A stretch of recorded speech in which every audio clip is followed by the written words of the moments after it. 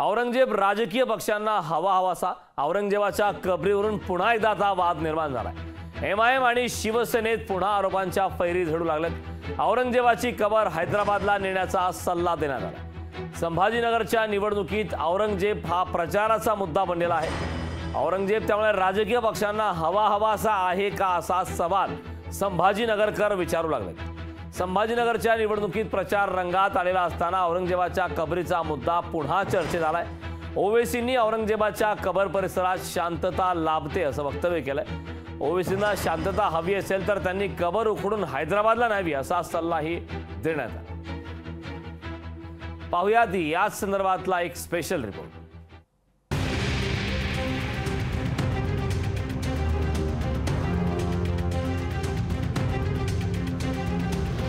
लोकसभा निवडणूक विकासाच्या मुद्द्यावर लढवली जात असली तरी महाराष्ट्राच्या निवडणुकीच्या प्रचारात आलेला औरंगजेबाचा मुद्दा कुणीही सोडायला तयार नाहीये। छत्रपती संभाजीनगरचं मतदान अवघ्या काही दिवसांवर आलेलं असताना एमआयएमचे नेते असदुद्दीन ओवेसी यांनी औरंगजेबाच्या मुद्द्याला पुन्हा हात घातलाय। इम्तियाज जलील यांच्या प्रचार सभेत असदुद्दीन ओवेसी यांनी औरंगजेबाचा मुद्दा पुन्हा एकदा उपस्थित केला। औरंगजेबाच्या कबरीवर गेल्यावर मनाला समाधान लाभत असल्याचं वक्तव्य ओवेसींनी केलं। एवढंच नाही तर मरण यावं तर औरंगाबाद मध्ये यावं असं विधान देखील ओवेसींनी केलंय। मैंने अपने घर में भी कहा कि अगर मुझे मौत आ जाए तो मुझे औरंगाबाद के किसी कब्रिस्तान में ले जाकर दफना देना। मुझे औरंगाबाद की जमीन से इतनी मोहब्बत है। मैं जज्बात में लाने को नहीं कह रहा हूं। नहीं मालूम इस जमीन में क्या चीज है कि बहुत यहां पर एक रूहानी सुकून मिलता है। अल्लाह तुम्हारे इस जज्बे को सलामत रखे। शिवसेनेने ओवेसींच्या या वक्तव्याचा खरपूस भाषेत समाचार घेतलाय। औरंगजेब प्रिय असेल तर त्याची कबर उखडून हैदराबादला न्या असा सल्ला संजय शिरसाटांनी दिलाय।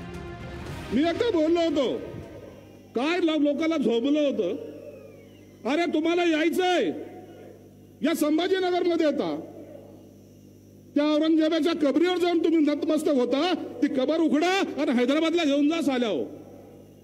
कशाला पाहिजे आम्हाला ती? निवडणुकीमध्ये हिंदू मुस्लिम वाद निर्माण करून मतांसाठी दोन समाजात तणाव निर्माण केला जात असल्याचा आरोप शिवसेना उद्धव बाळासाहेब ठाकरे पक्षानं केलाय। जाणीवपूर्वक हिंदू मुस्लिम किंवा वेगवेगळ्या धर्मांमध्ये तेढ निर्माण होईल अशी वक्तव्य जर केली जात असतील तर निव्वळ मुख्यमंत्री म्हणून त्यांना वेगळी स्पेशल ट्रीटमेंट मिळता कामा नये। औरंगजेब हा इतिहास आहे। हा इतिहास वारंवार उगाळून त्यातून कोणाला मतांची कमाई करायची आहे का असा सवाल या निमित्तानं उपस्थित केला जातोय।